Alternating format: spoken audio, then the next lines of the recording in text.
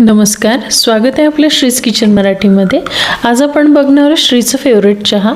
चला तर मग रेसिपीला सुरुवात करूया।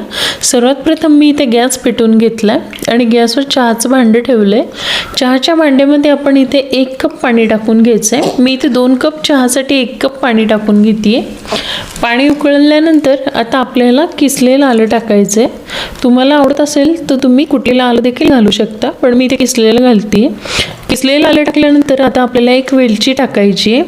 तुम्हाला वेलची आवडत नसेल तर तुम्ही स्किप करू शकता। वेलची टाकल्यानंतर आता पाणी उकळू द्यायचं।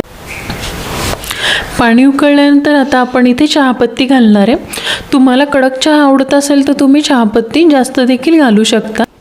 आता आपण साखर टाकून घ्यायची। 2 कप चहासाठी मी 2 चम्मच साखर टाकते। तुम्हाला जास्त गोड आवडत असेल तर तुम्ही साखरेचं प्रमाण वाढवू शकता। आपला चहा आता छान उकळलाय। आता मी इथे अर्धा कप दूध घालते। 1 कप पाण्यासाठी मी अर्धा कप दूध हे प्रमाण घेतलेले।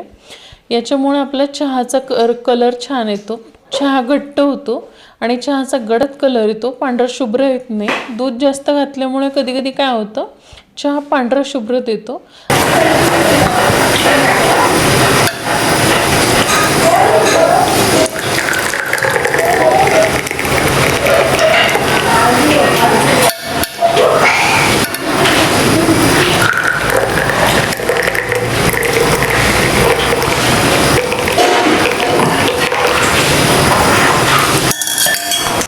आपला चहा गाळून तयार आहे। येत आहे ना मग चहा प्यायला।